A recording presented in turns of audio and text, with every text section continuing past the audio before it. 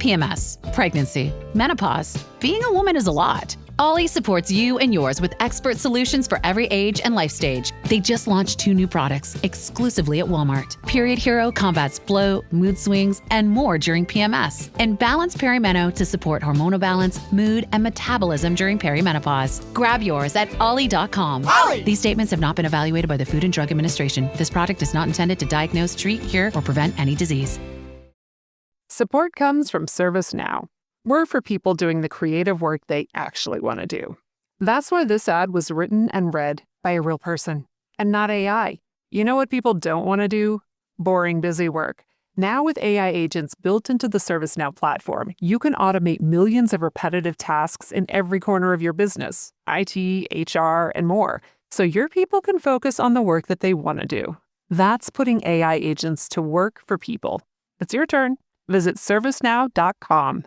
Military murder is an independent project and is not endorsed by the Department of Defense or any military component. The views expressed are those of the host.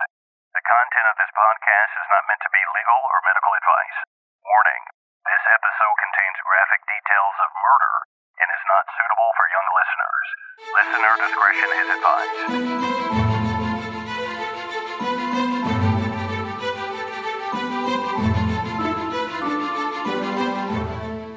Welcome back, True Crime Army, to part 2 and the conclusion of the Clint Lorance story. If you haven't listened to last week's episode, please stop and go listen to episode 11 before continuing. I am your host, Margot, and last week I gave everyone a teaser of what happened during Clint's 2012 deployment to Afghanistan. But things are about to get interesting. Just to recap, Army First Lieutenant Clint Lorance was a high-speed soldier. He enlisted in 2003, made it up through the enlisted ranks, deployed to Iraq, returned and got his college degree on the military dime, returning as an infantry officer. He deployed to Afghanistan in 2012, where he was originally a squadron liaison officer, but after 1st Platoon lost their leader due to injury, First Lieutenant Clint Lorance was plucked from the headquarters to lead the troops in a highly kinetic area. From the beginning, he was making questionable calls, pointing his gun at an innocent child at the front gate of the base, having one of his troops shoot warning shots from a tower even though there was no threat, and ignoring village elders who approached the gate to file complaints. On his 3rd day leading the troops on a mission outside the wire, a motorcycle with 3 men were driving in the general direction of the platoon, which was on foot.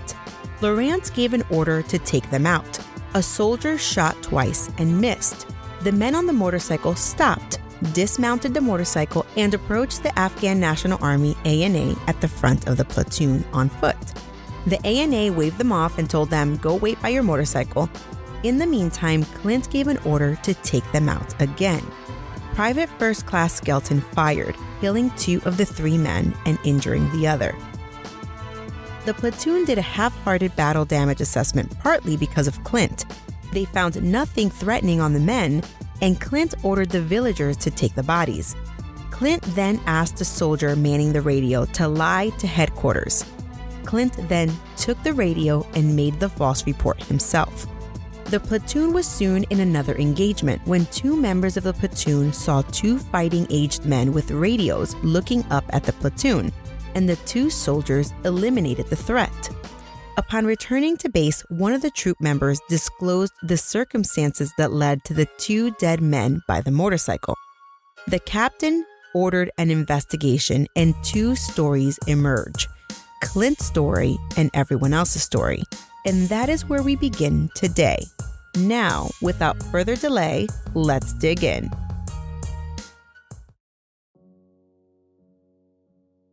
My sources for this episode are identical to those used in part 1, but again, they are the 2017 Army Court of Criminal Appeals Court Opinion, the 2019 Starz documentary called Leavenworth, directed by Paul Pawlowski, a 2017 Task and Purpose article by Adam Linham, various articles by the Army Times, Clint's personal letter to President Obama, the 2019 Press Secretary news release, freeclint.com website, and the UAP website, and also a Washington Post article. So after everything happened in part 1, Clint returned home with his unit and he was charged with 2 counts of murder and 1 count of attempted murder. He hired a prominent attorney named Guy Womack who would represent him at his court-martial. Clint's trial began on July 30th, 2013 at Fort Bragg, North Carolina, approximately a year after the incident. 9 of the soldiers who were present the day of the incident testified on behalf of the prosecution. However, Clint's defense attorney pointed out, hey, 4 of the 9 witnesses who are testifying under a grant of immunity. And that just means that nothing that these people who are testifying under immunity say could lead to charges brought against them. The immunity, in essence, allows the witnesses to speak more freely without the fear of reprisal or the fear that they did something wrong that's going to get them in trouble. On August 1st, 2013, after a 3-day court-martial, Clint was convicted of attempted murder, wrongfully communicating a threat, reckless endangerment, soliciting a false statement, and obstructing justice. Immediately after the finding portion of the trial, the court-martial rolled on to the sentencing portion of the trial.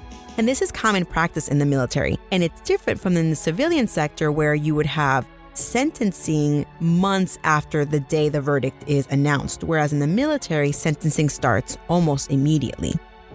Clint and his family were crushed. They were crushed by the conviction, and they were even more shocked and crushed by the 20-year sentence handed down by the jury. Clint's defense attorney was equally shocked, not necessarily by the verdict, but by the length of jail time. Although Clint's defense attorney normally doesn't guarantee an outcome, he was certain the sentence would include a reprimand and maybe a dismissal from the Army. But 20 years in the brig? That was rough. But wait, remember, as we learned in episode 1 of Military Murder, a sentence handed down by a court-martial back in 2013 wasn't final until signed off by the commanding general who ordered the trial to begin with.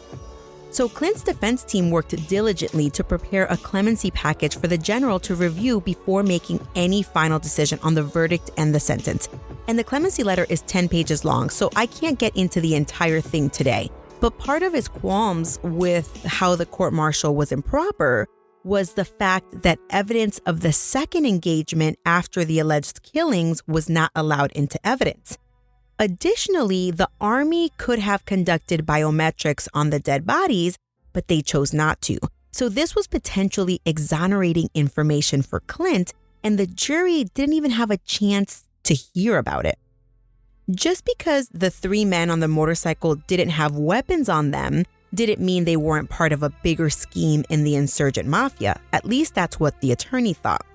And Mayer's the defense attorney, he argued it was possible that the 3rd man who got away and wasn't captured until, later, he could have been the one holding the damning evidence, but he got away and he could have had an opportunity to dispose of the evidence. Well, Major General Richard Clark was responsible for reviewing the entire court-martial record and deciding whether he should grant any clemency in this case. After reviewing everything, he reduced Clint's 20-year sentence to 19 years, and he affirmed the conviction and the sentence. So that means he just erased 1 year of the conviction.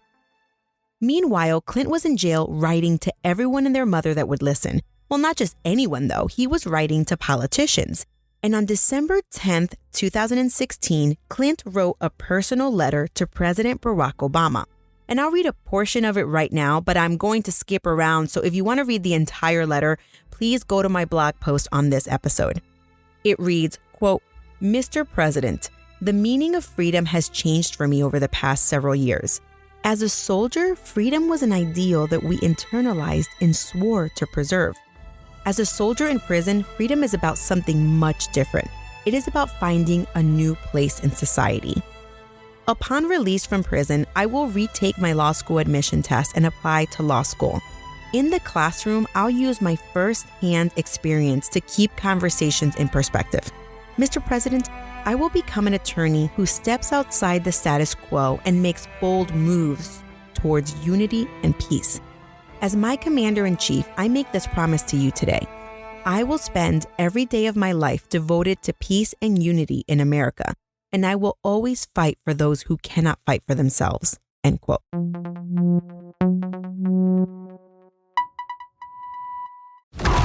Impact confirmed. The Slayer has been activated.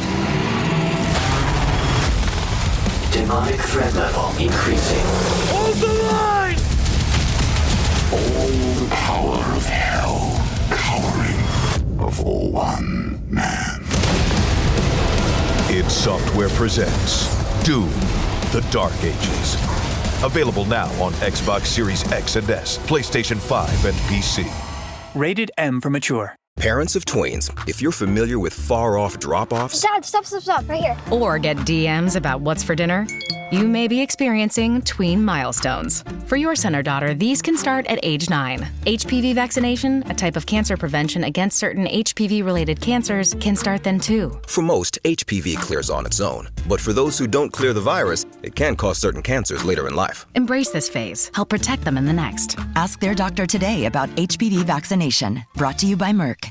So the defense team prepared for their appeal to the Army Court of Criminal Appeals, ACCA. The defense appealed for 6 reasons, but after ACCA reviewed the file, they found that the alleged errors were not enough to warrant relief. In the appeal, the defense really harped on the fact that biometrics obtained after the fact from the 3 men on the motorcycle pointed to at least 2 of the 3 men being biometrically linked to insurgent activity. Now, people may be wondering, what exactly is biometrics anyway, at least as it relates to insurgents? Well, according to a New York Times article written by Tom Shanker, biometrics is the collection of iris scans, that means scanning your eyeballs, fingerprints, and facial images used to identify an individual. The article I read was written in 2011, and Shanker said that, quote, American military and local authorities have been engaged in an ambitious effort to record biometric identifying information on a remarkable number of people in Afghanistan and Iraq, particularly men of fighting age, end quote. In Afghanistan, all detainees, prisoners, and local residents applying for a government job must submit to the scan.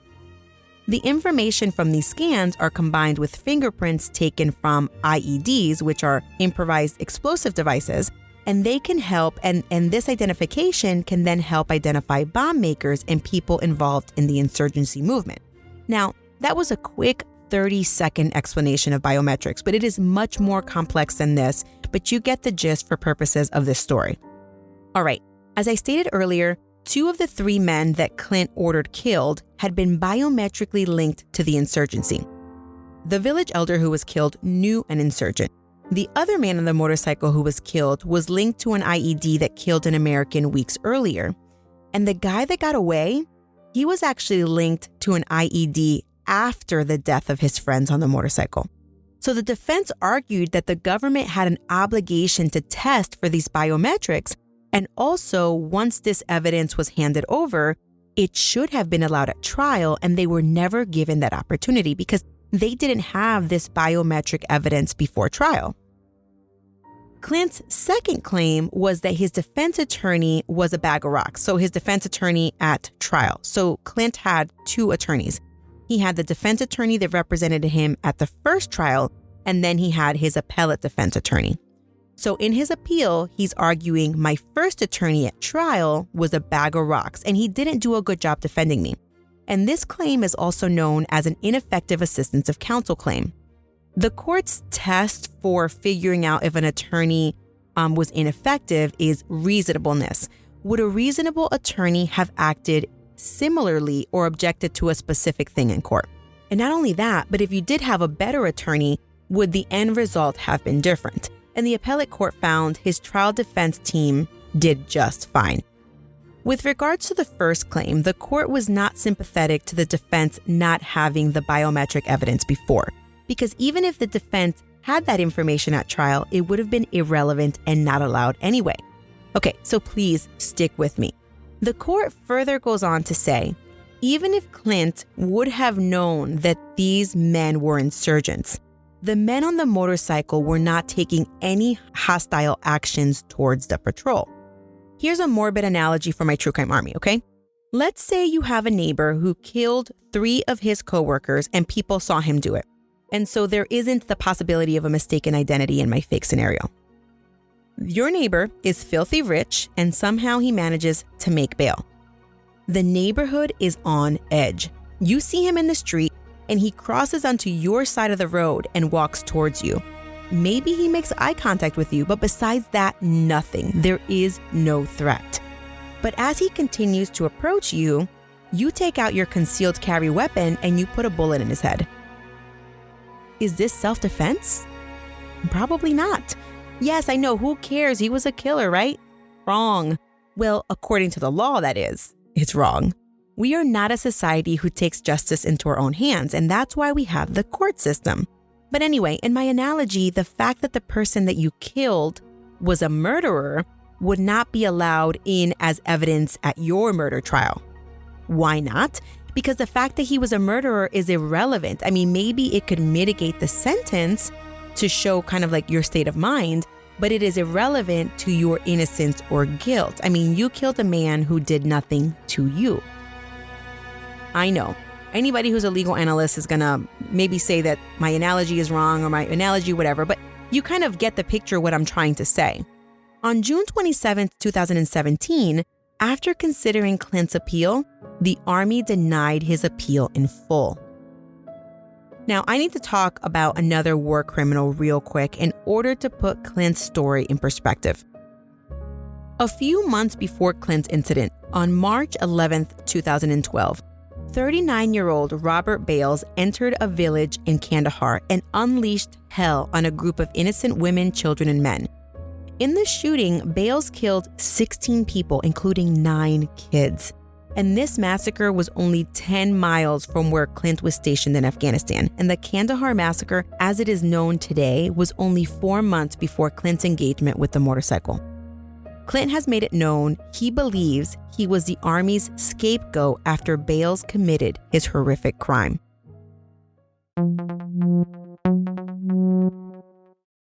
Now, Clint's defense team next appealed to the highest military court, the Court of Appeals for the Armed Forces, CAF, which is made up of civilian members. But the petition was denied on December 17, 2017. Of the men in the platoon on that frightful day in Afghanistan who spoke to Stars, they were torn by this case. Many of them wanted careers in the military, only to get out after witnessing a tragedy in Afghanistan and then being dragged through the mud while participating in a court-martial. One of them became an alcoholic when he got out of the military. Another one of them attempted suicide because the entire ordeal was stressful. And yet another soldier still can't talk to his wife about what happened in Afghanistan. And in essence, these gentlemen, they live in their own form of purgatory. They may not be in jail, but it seems like they are in jail in their own heads. Clint discussed all of the support he got while in jail, not only from his tight-knit family, but from veterans all around the world. He said he received a letter from a Vietnam vet who could not believe Clint was in jail over shooting a bad guy.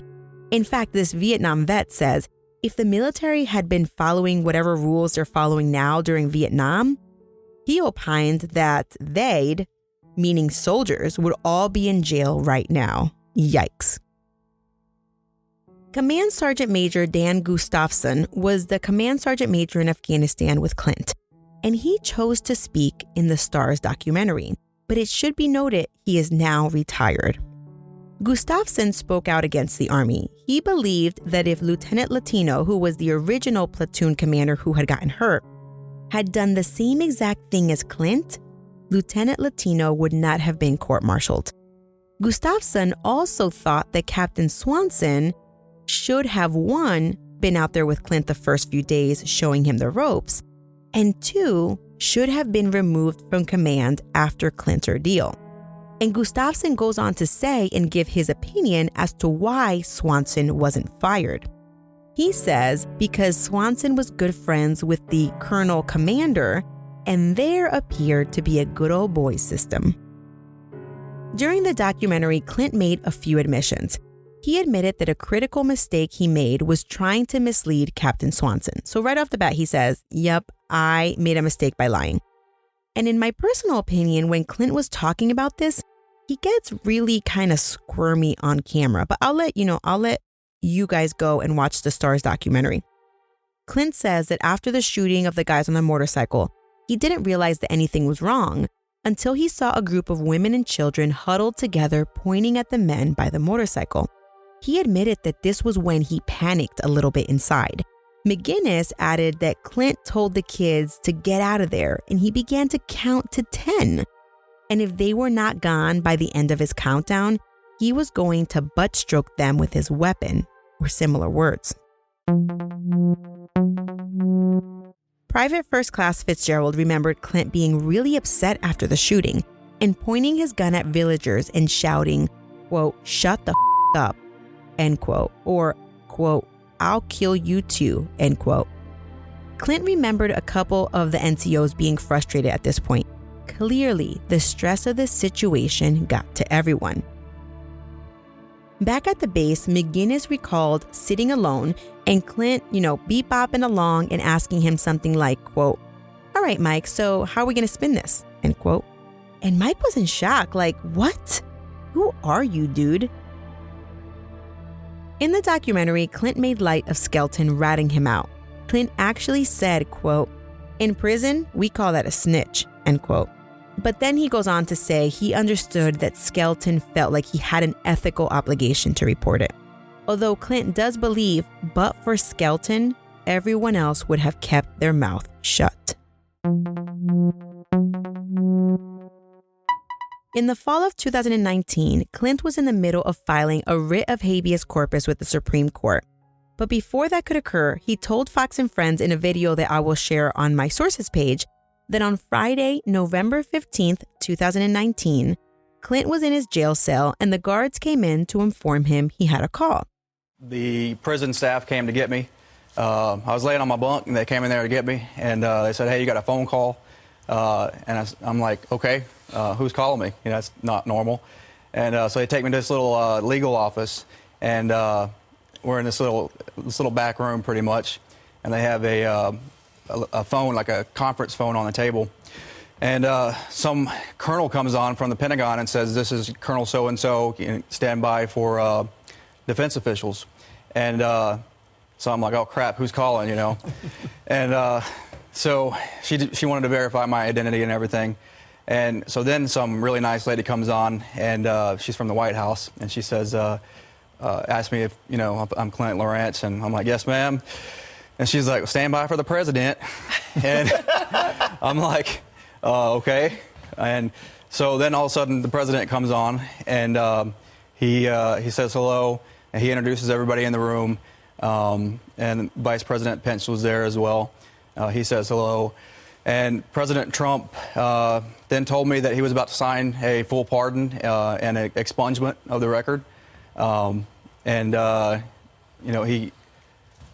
He kind of gave me an insight into his personality a little bit. I've seen him on TV, and Twitter and stuff, but, talking to him in real time, it really gives you the opportunity to see what kind of person he is, what kind of leader he is.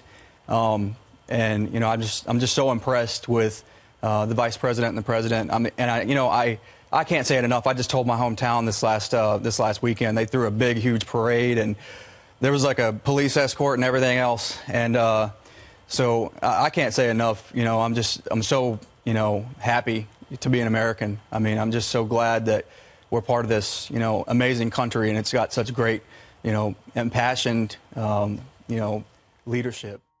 As stated in the executive grant, Clint A. Lorance was given a full and unconditional pardon. So, what exactly is a pardon? According to the Department of Justice Pardon Information page, a presidential pardon is ordinarily a sign of forgiveness and is granted in recognition of the applicant's acceptance of responsibility for the crime and established good conduct for a significant period of time after conviction or release from confinement. A pardon is not a sign of vindication and does not connote or establish innocence. Pardon of a military offense will not change the character of military discharge. An upgrade may only be accomplished by the appropriate military authorities. So even though Clint was pardoned by the president, his dismissal from the Army is still valid. Unless, of course, he appeals to the Secretary of the Army and the Secretary of the Army, grants him clemency. While a presidential pardon will restore various rights lost as a result of the pardoned offense, and should lessen to some extent the stigma arising from the conviction, the pardon doesn't erase or expunge the record of the conviction. Therefore, even though you're granted a pardon, you must still disclose your conviction on any form where such information is required. Although you can, of course, always say, yes, I was convicted, but I did receive a presidential pardon, which I think, is kind of a big deal that you can say that.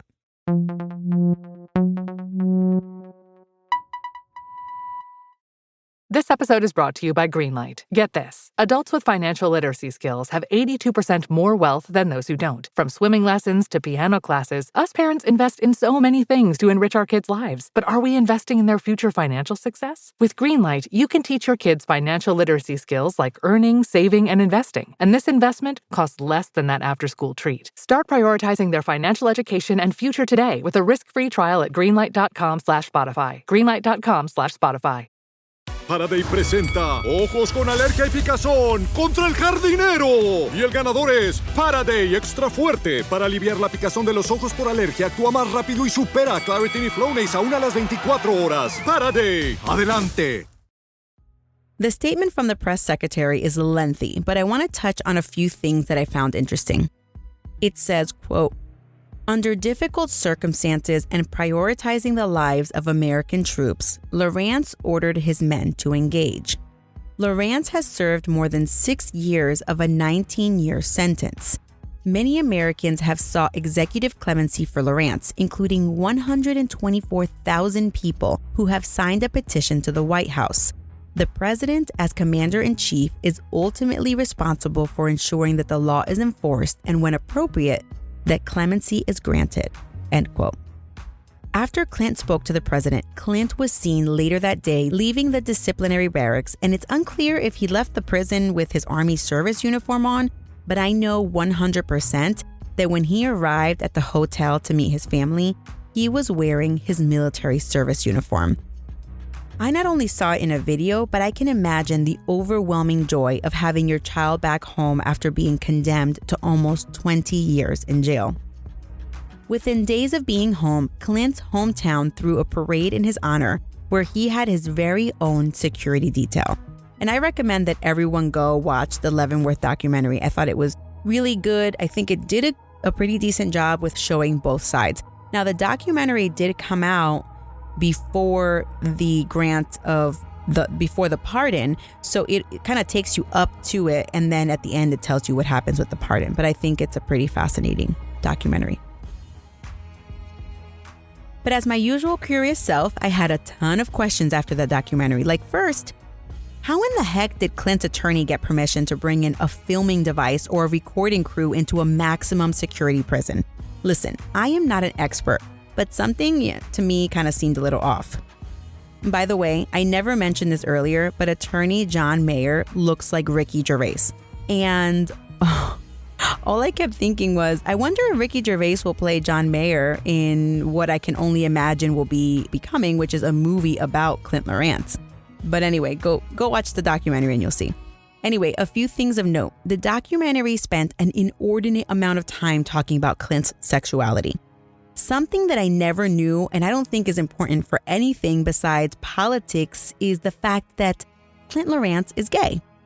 Clint discusses growing up secretly gay in a devout Christian household. He escaped the hell of living an internally, quote, sinful life, end quote. And then he flocked to the Army in order to escape his internal struggle. But when Lorance entered active duty, the military was under the don't ask, don't tell policy put in place by President Clinton in '94.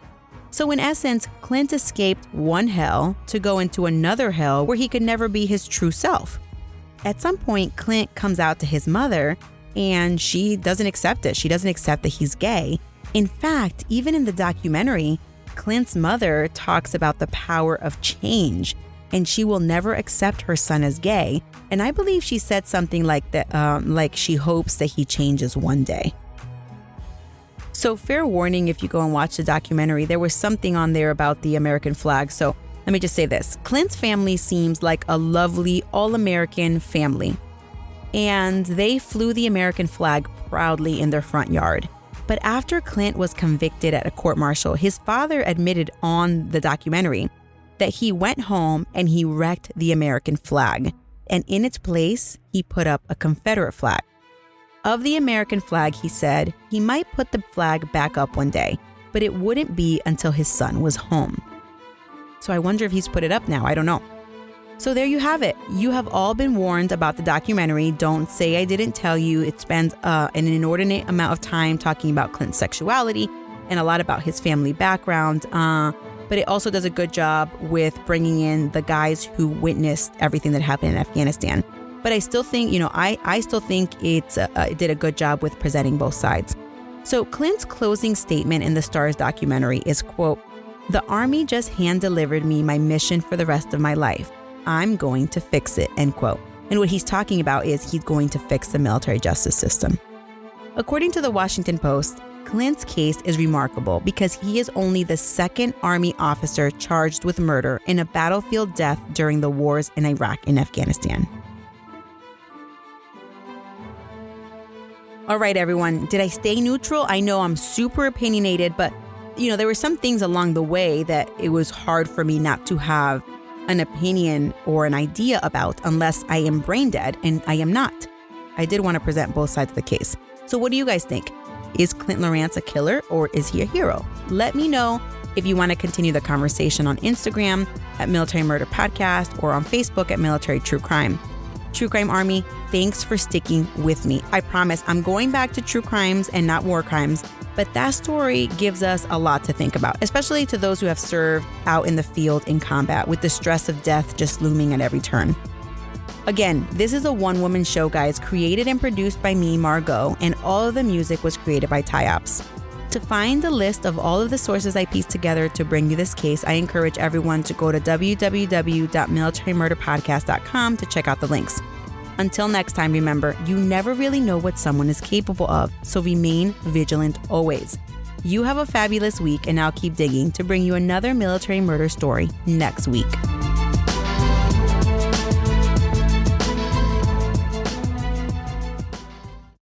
Shh, let's work on our podcast.